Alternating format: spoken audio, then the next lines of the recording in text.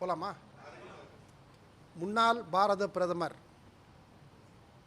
ராஜீவ்காந்தி அவர்களை படுகொலை செய்த வழக்கில் குற்றவாளி என்று தடா நீதிமன்றம், அதை எதிர்த்து அவர் உச்ச நீதிமன்றத்துக்கு சென்று அங்கேயும் அவர் குற்றவாளி என்று அவருக்கு கொடுத்த மரண தண்டனையை உச்ச நீதிமன்றம் உறுதி செய்தது. அதன் பிறகு அவர் கருணை அடிப்படையிலே விடுதலை செய்யப்பட்டு இப்பொழுது பார் கவுன்சிலில் வழக்கறிஞராக பதிவு செய்ததை அகில இந்திய காங்கிரஸ் கமிட்டி, தமிழ்நாடு காங்கிரஸ் கமிட்டி மற்றும் தமிழ்நாடு வழக்கறிஞர் பிரிவு சார்பாக எங்களுடைய கண்டனத்தை தெரிவித்துக் கொள்கின்றோம். அது மட்டுமல்ல, அவருடைய பதிவை உடனடியாக ரத்து செய்யப்பட வேண்டும் என்று நாங்கள் தமிழ்நாடு காங்கிரஸ் கமிட்டி வழக்கறிஞர்கள் சார்பாக பார் கவுன்சிலில் எங்களுடைய எதிர்ப்பினை பதிவு செய்திருக்கின்றோம். இதை பார் கவுன்சில் உடனடியாக பரிசீலித்து அவருடைய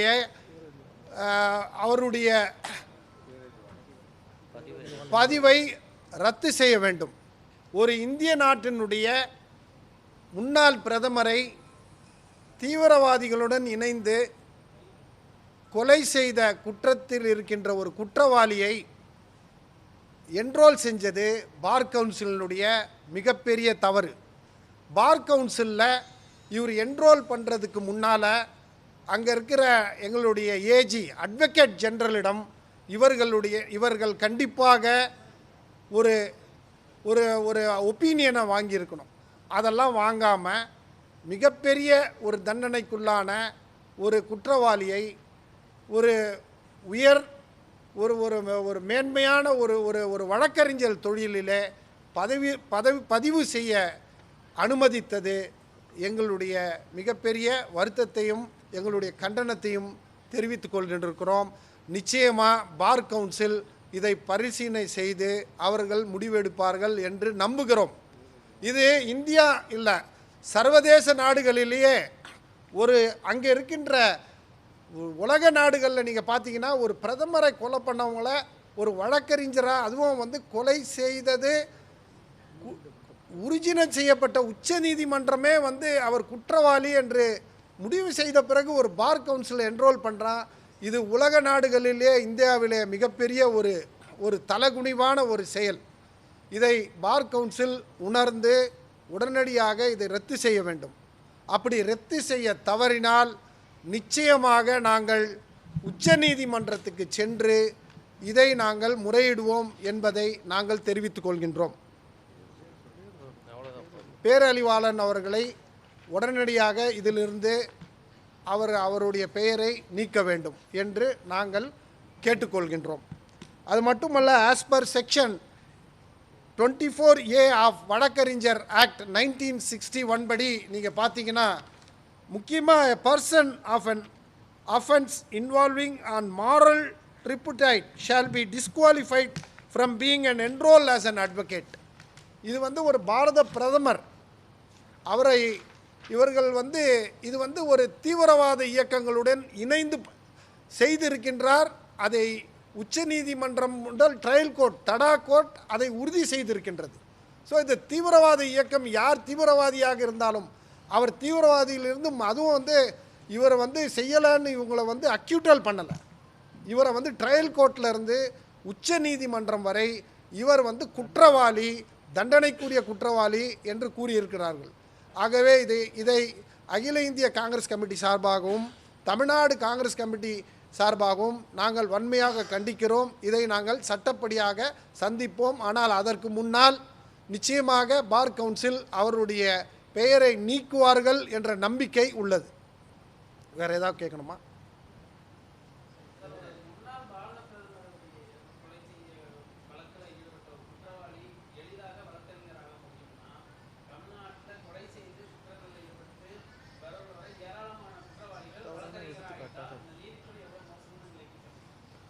இது ஒரு உலக நாடுகளிலேயே அசிங்கம். இது உலக நாடுகளில் நீங்கள் பார்த்தீங்கன்னா UN ஃபார் எக்ஸாம்பிள் நீங்கள் எங்கே போனாலும் அந்த நாட்டினுடைய ஒரு பாரத பிரதமரை கொலை பண்ணவங்க போய் நீதிக்காக வழக்கறிஞராக பதிவு செய்கிறது வந்து இது மிகப்பெரிய ஒரு தவறான எடுத்துக்காட்டாக இருக்கும்.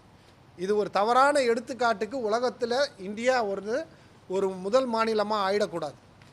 ஆக்சுவலாக நீங்கள் பார்த்தீங்கன்னா bar council should have taken opinion from advocate general. இவங்க அதை பண்ணலை. ஒரு சாதாரண அஃபென்ஸ் இல்லை இது. இது வந்து ஒரு மிகப்பெரிய நாட்டினுடைய தீவிரவாதிகளுடன் அடுத்த நாட்டு தீவிரவாதிகளுடன் இணைந்து கொலை செய்திருக்கிறார்கள். இதை நாம் லேசாக பார்க்கக்கூடாது. எங்களுடைய வழக்கறிஞர் தொழிலுக்கே இழுக்கு.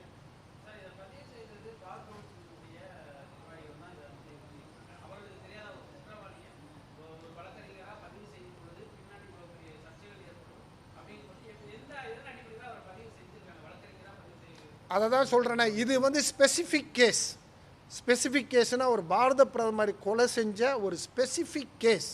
இதை இவங்க என்ன பண்ணியிருக்கணும்னா, நிச்சயமாக வந்து அரசாங்கத்தினுடைய நாலேஜுக்கு கொண்டு சென்று அட்வொகேட் ஜெனரல் தான் இதில் எக்ஸ் அஃபிஷியோ. பார் கவுன்சிலினுடைய உறுப்பினர்களிலே வந்து எக்ஸ் அஃபிஷியோ என்னென்னா அட்வொகேட் ஜெனரல்கிட்ட இவங்க ஒப்பீனியன் கேட்டிருந்தாங்கன்னா நிச்சயமாக அட்வொகேட் ஜெனரல் வந்து இதனுடைய கிரிவியன்சஸை சொல்லியிருப்பார்.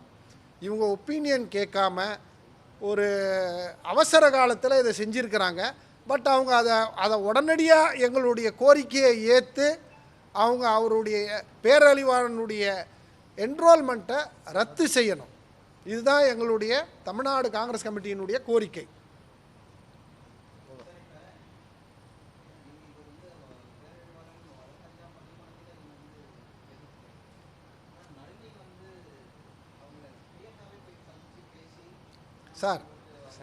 சார் நாங்கள் வந்து ஒன்லி லீகல் டிபார்ட்மெண்ட்.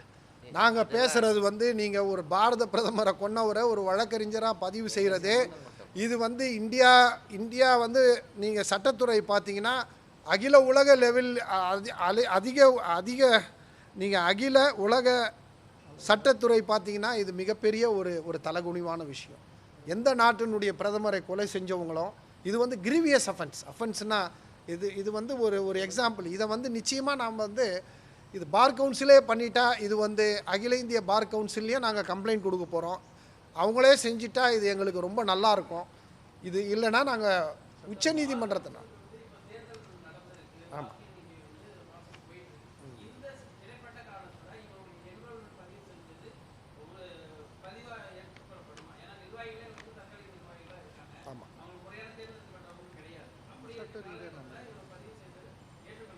இல்லை அது ஏற்றுக்கொள்ளப்படுமா இல்லையா என்பது சட்ட ரீதி. பட் இவரை பதிவு செய்ய அவங்க செஞ்சதே தவறு.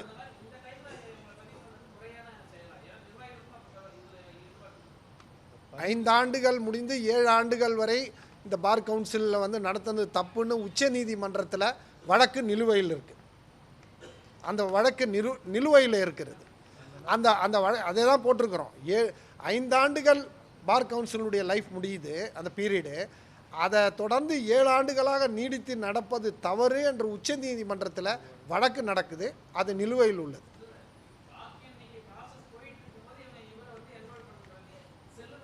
இல்லை இதெல்லாம் சேர்த்து நாங்கள் உச்ச நீதிமன்றத்தில் முறையிடுவோம்.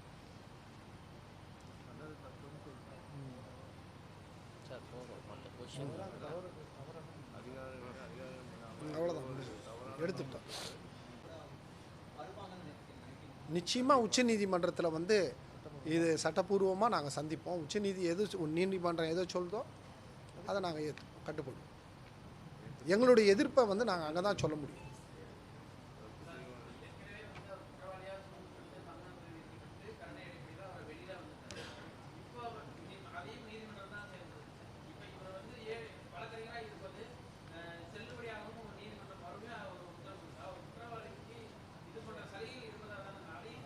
இல்லை, இது சட்ட ரீதியான பிரச்சனை. இது சம்மந்தமாக ஏற்கனவே சுப்ரீம் கோர்ட்டு பார் கவுன்சிலுக்கு சட்டத்தை மாற்ற சொல்லியிருக்காங்க. அதை எக்ஸிக்யூட் பண்ண சொல்லி நாங்கள் வலியுறுத்தோம். இந்த மாதிரி கடும் குற்றம்லாம் நாளைக்கு குண்டு வைக்கிறவங்களாம் வந்து வெளியே வந்துட்டு சாட்சி இல்லைன்ட்டு வெளியே வந்துட்டு அதுக்கப்புறம் 2 வருஷம் பொறுத்து வக்கீல் ஆகிட்டா இது ஜனநாயக நாடாவாக இருக்கும். புரியுதுங்களா? இதை எக்ஸிக்யூட் பண்ண சொல்லி ஏற்கனவே சுப்ரீம் கோர்ட் சொல்லியிருக்காங்க. Okay, thank you. நான் ப்ரெஸ்